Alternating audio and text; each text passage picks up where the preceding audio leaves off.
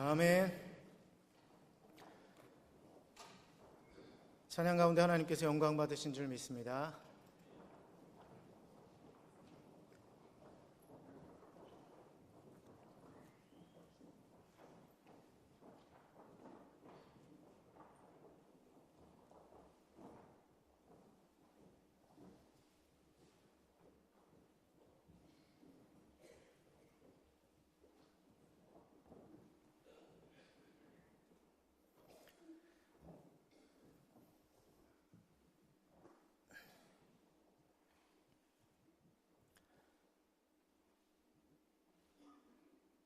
요즘 한국 기독교계 관심사들 중에 하나가 가나안 성도에 대한 관심입니다.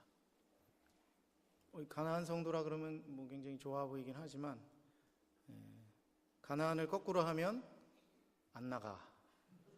그래서 난 성도긴 한데 교회는 안 나가겠다. 이렇게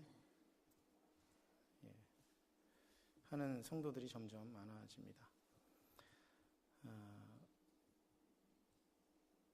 뉴스들을 보면 세상을 시끄럽게 하는 참 유명인들의 대부분이 기독교인이고, 정치인들도 사실은 집사님 부르면 아마 국회에서도 많이 돌아올 것 같아요. 목사가 또 교회와 또 싸우고 횡령하고 성추행하고 논문 표절에 이런 일들이 벌어지고, 또 아무렇지 않게 세상 법정에 서고 또 당당하게 형을 또 받습니다. 또 당당하게 돌아와서는 또 아무 일도 없었던 것처럼 이렇게 사람들에게 나서는 그런 모습들. 이런 문제 외에도 세상 속에서 교회의 가치가 떨어질 만한 일들이 많이 있습니다. 이에 대해서 두 가지 반응을 하는데, 하나는 교회가 너무 신물난다. 내 믿음은 옳고 믿음은 내가 지키는데 교회는 나가지 않겠다. 아니야, 그래도 나가긴 나가야지. 나가도 그냥 주변에 있는 교회 아니면 저 큰 교회 가겠다. 이런 반응을 보이는 분들이 있습니다. 특별히 강남에 있는 모 큰 교회에 문제가 있는 사람들이 이 강북에 있는 모 교회로 많이들 이동했다는 소문이 있습니다. 그리고 사람들이 어디로 갈까 그렇게 얘기하면 그 교회를 추천해 준다. 그래가지고 그런 얘기들을 듣기도 합니다. 그러면서 교회 하는 모습들에 대해서 굉장히 반감을 가지고 그냥 조용히 교회 다니려고 하는 사람들. 또 다른 부류는 이런 기성교회에 조금 환멸을 느끼고 작은 공동체나 교회를 찾아가거나 작게 그냥 개인적인 신앙생활을 겨우 유지합니다. 헌금도 필요한 곳이라고 스스로가 생각해서 보내고 그렇긴 합니다. 어떤 경우든 기성교회에서 전통적인 신앙생활 하는 것을 거부하는 사람이 늘고 있는 것이 아닌가 생각을 해봅니다. 우리 교회에도 현재 등록하지 않고 수년간 예배를 나오시는 분들이 많이 있습니다. 아직도 제가 한마디도 말을 건네본 적이 없는 분들이 많이 있어요. 한번 말을 건넬라 치면 무슨 못 볼 사람 보듯이 소스라치면서 놀라요. 그래가지고 제가 더 이상 말을 붙이지 못하고 안녕히 가세요 그러고 그냥 보내드려요. 물론 이해는 할 수 있습니다. 이해는 합니다. 혹여나 이전 교회에서 교제에 대한 또 교회에 대한 또 상처로 인해서 어려움을 겪은 사람들이 찾아와서 그런 치유가 필요한 상태일 수도 있고 여러 가지 상황들이 있습니다만은 그럼에도 불구하고 좀 어려움이 있습니다. 일반적으로 교회의 5대 사명 5가지 목적이라 그러면 예배, 교제, 교육, 봉사, 전도 이렇게 5가지를 말하게 되는데, 그 중에 예배가 가장 중심이죠. 예배가 없으면 다른 것은 다 소용이 없으니까요. 그런데 이 5가지가 균형이 있게 시행되는 교회가 건강한 교회라고 할 수 있고요. 5가지가 균형 있게 잘 균형 잡힌 신앙생활을 하는 성도가 건강한 성도라고 할 수 있을 것 같습니다. 여러분은 어떠신가요? 여러분의 신앙은 이 5가지가 균형을 이루고 있습니까? 아니면 나는 요건 조금 싫어라고 하면서 좀 하지 않고 있는 것이 있지 않나, 이렇게도 생각할 수 있습니다. 그 중에 오늘 함께 이야기할 것은 아주 교제 부분입니다. 예배는 기본적으로 참여하니까 일단은 제외하고, 교제가 되지 않으면 교육이나 봉사, 전도가 될 리가 없다라는 것이죠. 저는 교제는 필요 없는데 봉사만 하겠습니다. 그럴 수가 없죠. 그렇죠? 서로 교제하지 않고 나누지 않는데 식당 가서 덩그러니 봉사할 수 있어요? 안 되죠. 그렇죠? 교육도 마찬가지예요.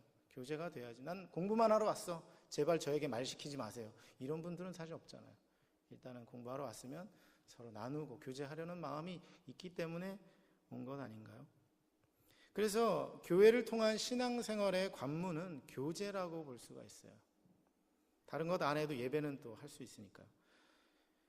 특별히 사도신경을 외울 때는 우리는 성도의 교제를 믿는다라고 고백을 합니다. 그것을 믿는다면 성도가 이 하나님의 교회 안에서, 하나님 안에서 사랑의 교제를 나누는 것이 당연하다라고 할 수 있고, 그 사랑이 진실하고 또 그 교제가 진실하다는 것을 우리는 믿고 있다라는 것을 우리는 매주마다 고백하고 있습니다. 그렇게 고백함에도 불구하고 교제를 나의 신앙생활에서 떼어버린다면 어떤 믿음이 잘못됐을까, 아니면 고백이 잘못됐을까, 무엇인가 신앙이 건강하지 못하다는 반증이 될 것입니다. 그러나 반대로 우리가 이해할 수 있는 것이 교제는 가장 어려운 일 중에 하나인 것 같아요. 교육은 배우면 돼요. 가서 가만히 앉아서 배우면 되고요. 봉사는 몸을 쓰면 되고요. 전도는 전하고 교회 오라고 그러면 되고, 그렇죠? 안 올 수도 있지만 어쨌건 시도하는 거는 어렵지만 아주 어렵지는 않습니다. 그런데 교제는 그냥 인사만 하면 되지 아니거든요. 가서 인사하면 알고 싶고 궁금하고, 그렇죠? 친해지게 되고, 그러면 서로 각자의 삶에 대해서 알게 되고, 그게 이제 좋은 것이나 내가 드러내고 싶은 것뿐만 아니라 드러내기 힘들고 싫은 것도 사실 어떻게 알게 되는 그런 참 불편한 상황 가운데 들어가게 됩니다. 사람과의 관계가 온전히 형성되고 교회에서 하나님의 가족으로서의 관계를 형성하고 유지하기 위해서는 엄청난 에너지가 소모됩니다. 어쩌면 우리가 예배하고 교회에서 신앙생활하는 게 하나님의 말씀 듣고 그것을 내 삶으로 적용하고 실천하는 데 에너지가 소모되는 게 아니라 사람 인간관계에 에너지가 너무나 많이 소모가 됩니다. 때로 교회에 오면은 나 정말 불편한 저 분 때문에 정말 예배하기 힘들고 어려운 그런 때도 있을 수도 있고, 자기의 개인적인 어려움을 다른 사람에게 말할 수 없어서 참 괴로워하면서 한 주 한 주 예배드리시는 분들도 있으실 것입니다. 특별히 새로 오신 분들이 교회에 정착하는 것은 아주 쉽지 않은 일입니다. 누군가의 도움과 희생이 아니고선 가능하지 않은 일입니다. 이런 여러 가지 이유로 많은 성도들이 예배까지만 하고 교제의 관문을 넘어가기를 거절합니다. 교회에 등록하지 않고 예배 다니신 분들 대부분이 아까 말씀드렸지만 이전 교회에서의 어떤 교제의 상처라든가, 아니면 교제가 에너지를 엄청 소모하는 것, 귀찮고 또 성가신 것임을 이미 다 알아요. 왜냐하면 교회를 다 알기 때문에. 그래서 아예 교제를 시작하기를 꺼려하는 분들이 있다라는 것이죠. 그런 분들을 향해 우리가 믿음이 있다, 야 저거는 믿음이 있어 없어, 우리가 그렇게 판단할 필요도 없고 할 수도 없습니다. 어차피 믿음의 문제는 누구도 판단할 영역이 아니기 때문입니다. 다만 그분들에게도 이 공동체, 우리 교회 공동체가 필요하면 좋겠다라는 생각이 있어요. 그리고 우리 기존의 교인들도 전도를 통해 교회로 인도하는 것도 중요하지만 우리 스스로가 참된 공동체를 만들어감으로써 사람들의 마음을 움직이고 필요로 하는 그런 공동체가 되어가면 좋겠다라는 생각을 해봅니다. 오늘 본문은 고린도 교회를 향한 사도 바울의 서신 중의 일부입니다. 고린도 교회는 당시 헬라의 도시, 로마의 도시들 중에서도 가장 부유하고 화려한 도시 중에 하나였습니다. 이런 도시의 대부분은 교역이 중심이 되어서 경제활동이 왕성하고요, 사람들이 왕래가 활발하고 물질들이 아주 풍부한 그런 곳입니다. 그리고 로마의 신들을 섬기는 신전이 화려하게 세워진 도시입니다. 고린도 교회는 그 중에 상위 클래스의 도시입니다. 그래서인지 교회의 성도들 중에서도 부유한 사람들이 많이 있었습니다. 부유한 사람이 많다는 것은 반대로 가난한 사람도 많다는 것을 우리는 생각할 수 있겠죠. 당시에는 지금처럼 사회복지 제도가 잘 갖추어져 있지 않아서 빈부의 격차가 심했던 때입니다. 그리고 그것을 당연시 여기는 그런 때라는 것이죠. 오늘 본문을 세 부분으로 나눌 수 있는데요. 먼저 읽은 부분은 두 부분까지고요. 먼저는 17절부터 22절까지의 내용으로 고린도 교회의 상황에 대해서 사도 바울의 견해를 기록하고 있습니다. 그리고 23절부터 27절까지는 우리에게 가장 익숙한 부분으로 예수님의 성만찬의 기억을 상기시켜 주고 있는 부분입니다. 이것은 사도 바울의 특별한 의도가 보입니다. 그래서 이 교인들에게 이렇게 설교하고 있는 부분이죠. 그리고 마지막으로 28절부터 34절까지는 그에 대한 해설과 적용을 기록하고 있습니다. 그러니 이 부분은 설교의 아주 기초적인 기본적인 패턴을 잘 갖추어주고 있는 본문이라고도 볼 수 있습니다. 17절 시작을 보면 사도 바울의 아주 단호한 어조를 느낄 수 있습니다. 내가 명하는 이 일에 너희를 칭찬하지 아니하나니. 좀 불편한 표현이죠, 그렇죠? 칭찬한다 아니면 중립적인 이야기를 해야 되는데 칭찬하지 않겠다라는 아주 부정적인 이야기를 하고 있습니다. 그 배경은 이렇습니다. 예수님께서 정해주신 성만찬을 지키려 사람들은 모입니다. 교인들은 모이는데 그 당시는 현재 우리의 성만찬 이런 그 예배 예전과는 달리 아가페밀이라는 형식으로 해서 공동 식사를 했습니다. 이것이 이제 발전되어서 예배의 예전으로 성찬식 이렇게 변화되었습니다. 그때는 함께 공동 식사하는 시간이었습니다. 각자 준비한 음식을 가져와서 함께 나누며 교제하는 일종의 예배 행위였습니다. 일단 그들은 함께 모여야 했죠. 모여야 같이 먹으니까요. 모인다는 그 헬라어 동서는 쉰 에르케사이라고 하고 있습니다. 오늘 본문에도 그렇게 계속 표현되어 있는데 단순한 의미로는 모인다라는 뜻인데 또 다른 의미로는 연합한다라는 의미를 동시에 가지고 있습니다. 모인다, 연합한다. 히브리서 10장 24절 25절에 보면 서로 돌아보아 사랑과 선행을 격려하며 모이기를 패하는 어떤 사람들의 습관과 같이 하지 말고 오직 권하여 그날이 가까움을 볼수록 더욱 모이자 이렇게 권면하고 있습니다. 여기에서도 모인다, 쉰 에르케사이라는 동사가 쓰였는데요. 여러분은 잘 모이시나요? 일단 잘 모이시는 분들이 이 자리에 나와 있으신 것 같습니다. 예배로 모이고 구역으로 모이고 또 교사로 모이고 찬양대로 모이는 이런 모임들. 그런데 여러분은 모여서 연합하고 있는지요? 이 헬라어 단어의 뜻을 묵상하면은 모이다와 연합하다. 어떻게 보면 모이면 연합하지라고 쉽게 얘기할 수 있겠지만 실은 모이는 것과 연합하는 것은 너무나도 큰 차이가 있다는 것을 우리는 알 수 있습니다. 성경의 뜻에 의하면 모여서 연합해야 하는 당위성이 있다는 것이죠. 우리가 이 자리에서 공동체로 모여서 예배한다. 나는 그냥 예배하고 가면 되지 뭐. 그것은 그냥 모인다는 뜻에 집중하는 것이라는 것이죠. 내 몸이 와 있고요. 내 생각이 와 있고. 하지만 그 안에서는 연합이라고 하는 공동체성이 분명히 들어가야 된다는 것이죠. 예배도 마찬가지입니다. 물론 개인 예배라고 표현을 할 수 있겠지만 우리가 하나님의 명령에 따라서 모여서 예배하는 것은 바로 공동체성을 가진 예배로서 우리가 그 예배에 합당하게 예배해야 된다는 의미라는 것입니다. 모여서 연합해야 된다는 것이죠. 모였지만 사랑과 선행이 권장되지 못하고 미움과 악행, 파벌과 분열이 있다면 그 모임은 교회라고 할 수 없습니다. 그것은 어쩌면 우리가 교회 안에 모이고 있지만 분열과 파벌이 있다면 그것은 교회 안에 있음에도 불구하고 그것은 작은 교회라고 말할 수 없는 이 어처구니 없는 현상까지도 벌어질 수 있다는 것입니다. 고린도 교회 당시의 공동 식사 시간의 문제는 그 안에 분쟁이 있고 파당이 있었다는 것입니다. 교인들이 식사 시간에 모이는데요, 누구는 일찍 오고 누구는 늦게 옵니다. 사실 돈이 많은 사람들은 할 일 없고 그냥 있다가 빨리 갑시다. 그래서 일찍 와서 여기 쫙 있습니다. 그런데 가난한 사람들은, 하루 벌어서 하루 사는 사람들은 조금이라도 더 벌어야 되는 그런 현실 속에서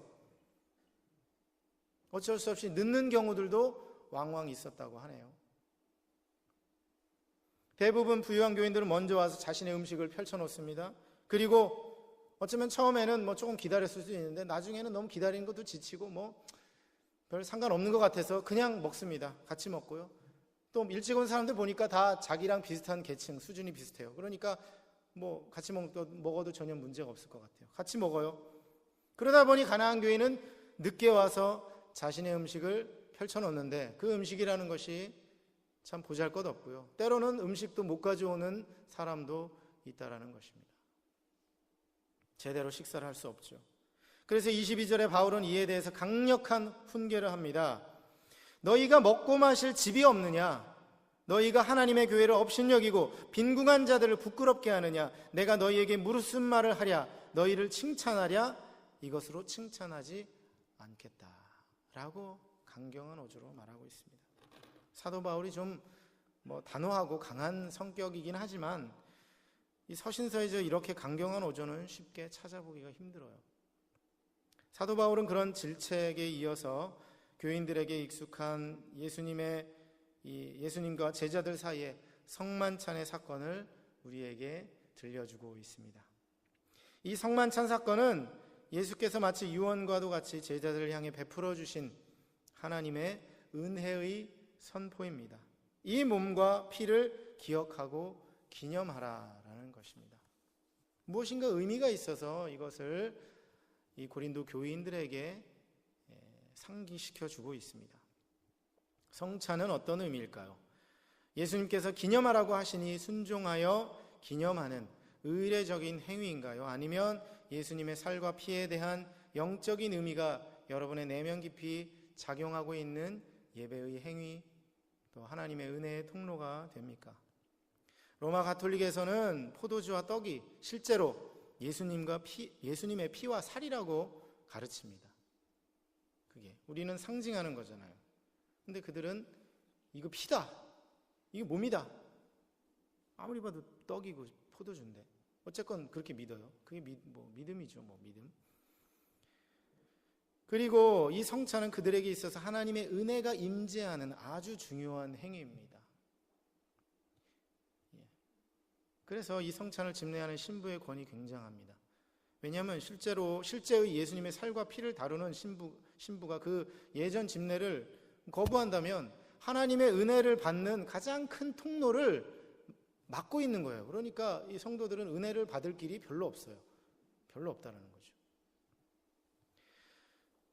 그와 반면에 성찬을 기념의 의례로 여기는 경우는 그냥 예수님의 살과 피라고 상징하고 생각하고 기념하면 되는 것이에요. 기념하고.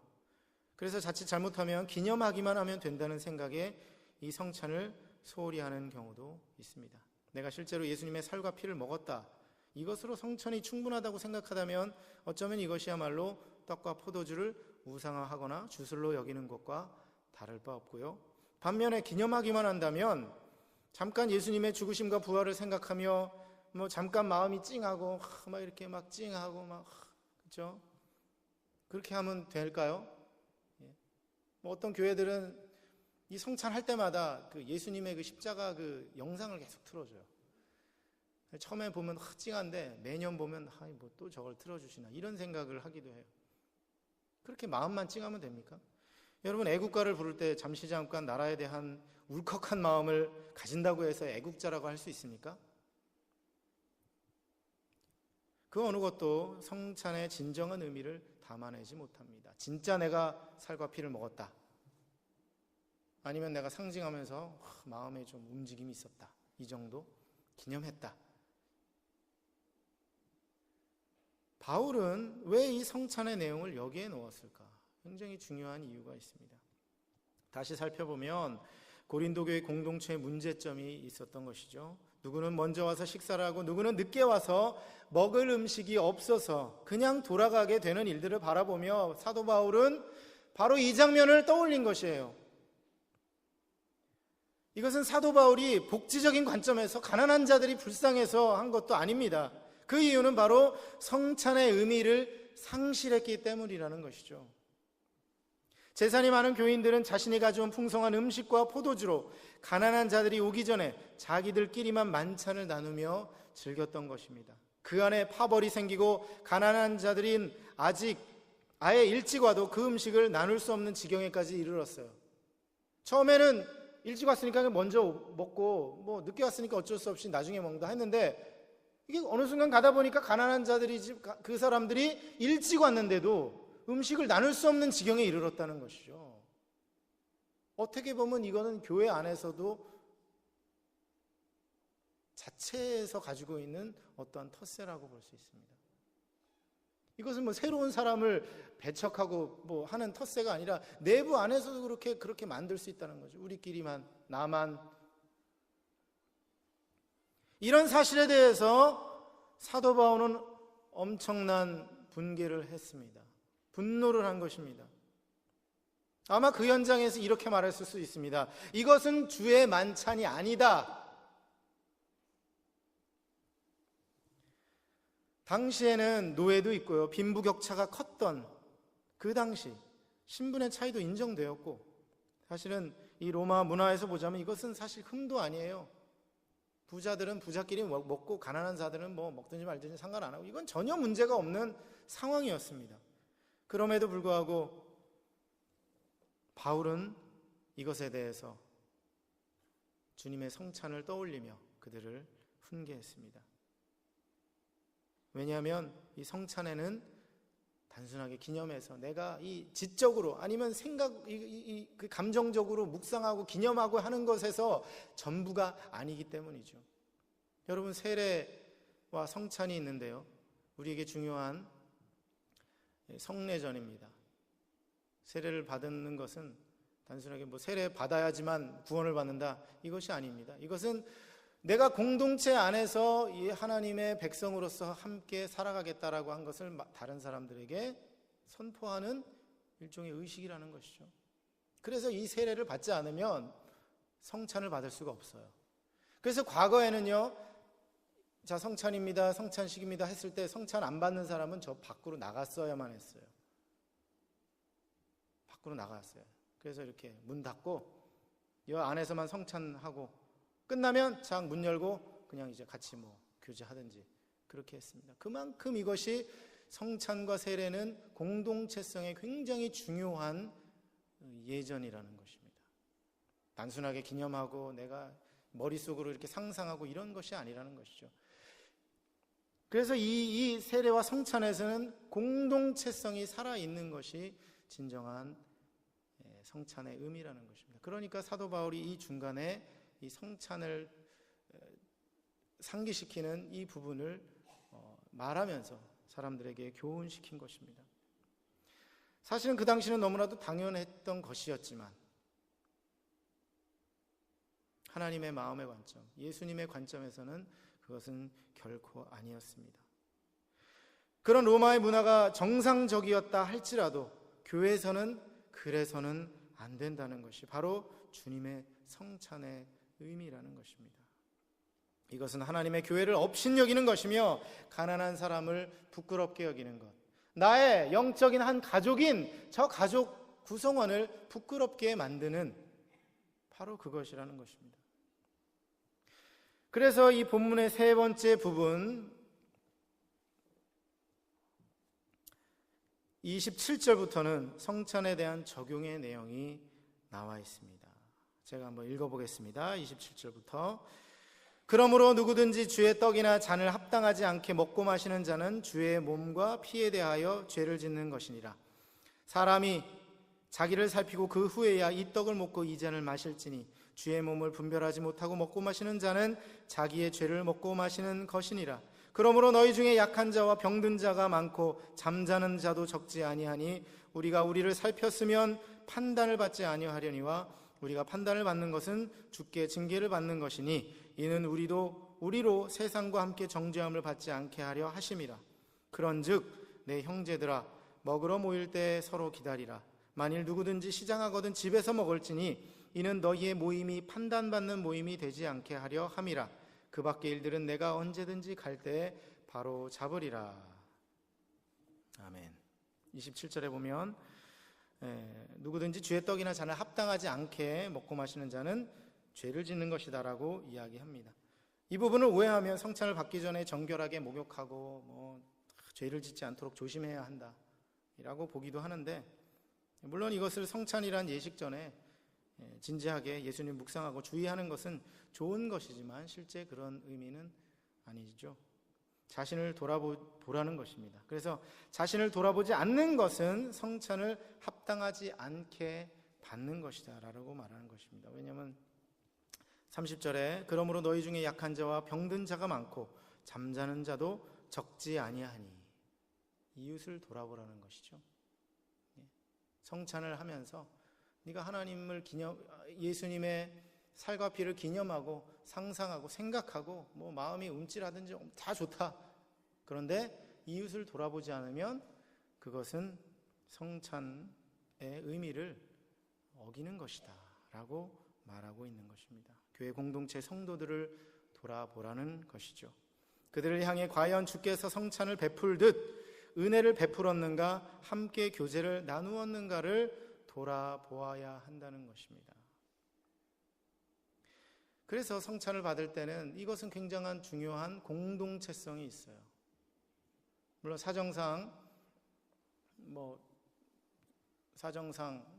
여행 중에 성찬을 교회 예배하다가 성찬을 참여할 수는 있겠지만, 이 성찬은 공동체성을 가지고 함께 거기에 동참하는 사람들만 받을 수 있는 특별한 하나님의 은혜라는 것을 여러분 기억하시기 바랍니다. 요한복음에는 성찬의 기록이 없지만 성만찬 당시에 예수께서 제자들에게 하신 말씀이 기록으로 남아 있습니다. 그 핵심이 이것입니다. 요한복음 13장 35절에 보면 새 계명을 너희에게 주노니 서로 사랑하라.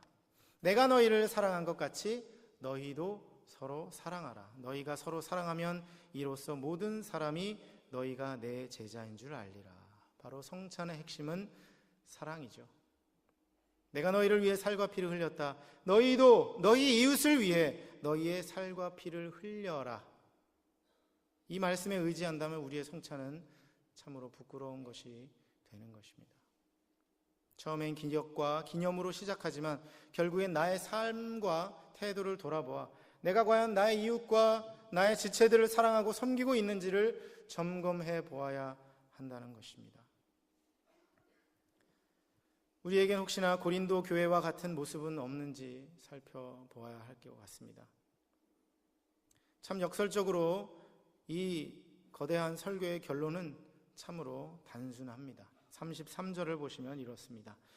그런즉 내 형제들아 먹으러 모일 때 서로 기다리라. 좀 허탈하죠? 사도 바울은 이 작은 변화 하나가 우리를 한 공동체 안에서 분열이 없게 만들 것이라고 확신했던 것입니다. 사실 어떻게 보면 정말 작아요. 먹으러 모일 때 좀 기다리면 돼요. 좀 기다리면 돼요. 그런데 기다리지 못하고 먼저 먹여버리면 그 안에서 파벌이 생기고 분열이 생기고 주의 성찬을 온전하게 이루지 못하는 경우가 생기게 된다는 것입니다. 그것은 사회적인 배려도 아니고 인간적인 불쌍함 때문이 아니라 오직 우리를 위해 살과 피를 쏟으신 예수님 때문에 그렇게 자신의 삶의 태도를 작게 변화하게 되는 것입니다. 여러분, 우리도 먹을 때 서로 기다려 줍시다.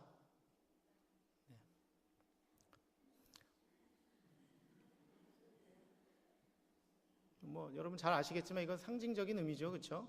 실제로 이것이 우리에게 필요하기도 하지만 우리가 이 작은 행동의 변화를 위해서 조금 우리를 조절해야 될 필요가 있다는 것입니다. 먹는 것뿐만 아니라 다른 것도 많이 여러분 똑똑하시니까 잘 적용하실 수 있으리라 생각합니다.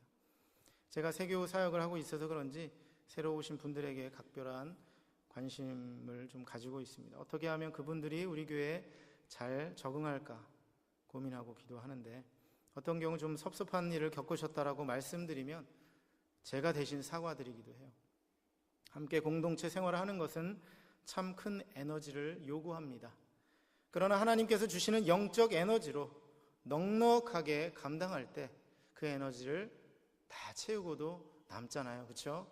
그러므로 우리는 열심히 예배하면서 열심히 사랑하면서 그 하나님으로부터 영적 에너지를 좀 많이 좀 얻어야 될 것 같아요. 그것이 없으면 교제하기 힘들죠. 왜냐하면 에너지를 소모해야 되니까요. 누가복음 6장 32절에 보면 너희가 만일 너희를 사랑하는 자만을 사랑하면 칭찬받을 것이 무엇이냐? 죄인들도 사랑하는 자는 사랑하느니라. 만일 너희를 사랑하는 자만 사랑하는 사람은 하나님으로부터 영적 에너지를 많이 못 받은 사람이에요. 그러니까 그런 사람만 사랑하게 되는 거죠. 그러나 우리가 풍성한 예배 가운데 하나님의 사랑과 은혜를 충분히 받으면 그렇지 않는 사람들도 사랑할 수 있는 우리의 넉넉함이 품어져 나올 수 있으리라 생각합니다. 예수님도 우리와 같은 자들을 사랑하여 살과 피를 흘리셨습니다. 우리 너무 초라한 우리를 사랑하셨습니다. 너도 이와 같이 하라고 말씀하신 예수님의 명령에 따라 우리도 그리하길 원합니다. 교회 공동체는 소위 죄인들이 모이는 곳이라고 말하죠. 그래서 문제도 많고 죄도 많이 있습니다. 그러나 잠언 14장 4절에 보면 소가 없으면 구유는 깨끗하거니와 소의 힘으로 얻는 것이 많으니라 라는 잠언의 말씀을 우리가 좀 상기해 보면 좋을 것 같아요. 교제가 힘들다고 포기해버리면 교제를 통해 얻을 수 있는 영적 기쁨과 개인의 성화를 이루기가 어려워요. 저는 불가능하다고까지 말씀드리고 싶어요. 불가능합니다. 우리는 예수님께서 피로 값주고 사신 이 교회를 더욱 사랑하며 함께 모여서 연합해야 될 것입니다. 교제를 버리면 안 됩니다. 힘들다고 버리면 안 됩니다. 또 우리는 먹기 위해서 모일 때 서로 기다려주는 작은 행동 변화를 통해 서로 간의 벽이 허물어지고 사랑과 선행을 격려하며 서로 모이기에 힘쓰는 공동체가 되어야 할 것입니다. 우리 그런 공동체가 되어서 혹여나 공동체의 어려움을 겪었던 우리 분들이 오셨을 때 우리를 바라보며 그런 에너지를 좀 느꼈으면 좋겠습니다. 그래서 우리와 함께 예배하고 또 함께 사랑하고 또 어려움도 있겠지만 극복해 나가면서 또 온전한 하나님의 뜻을 또 성만찬의 의미를 우리의 삶으로 또 하나님께 올려드리는 우리 모든 우리 한영교회 공동체 우리 성도들 될 수 있길 주님의 이름으로 축원합니다. 하나님 아버지, 저도 그렇고 우리에게 혹여나 사도 바울의 질책과 같이 주님께서 우리를 질책하고 계시지는 않습니까? 너 그렇게 많은 살과 피를 먹으며 성찬을 했지만 너의 삶에는 진정한 성찬이 보이지 않는다라고 안타까워하시는지 모르겠습니다. 우리의 삶이 주님의 성찬을 기억하고 기념하며 우리의 삶으로 살아가는 진정한 성찬의 삶을 살게 도와주시고 또 그런 삶을 살지 못하는 연약한 지체들을 향해서 우리의 넉넉한 영적 에너지를 그들을 향해 쏟아붓고 또 사랑을 쏟아붓고 그들이 우리와 함께 또 하나님의 또 사역 가운데 또 한 공동체로 함께 살아갈 수 있도록 인도 역사하여 주시옵소서. 그렇게 우리 행복하고 사랑이 넘치는 우리 한영교회 공동체 될 수 있도록 주님 인도 역사하여 주시옵소서. 감사드리며 예수님의 이름으로 기도하옵나이다. 아멘. 221장 찬양하겠습니다.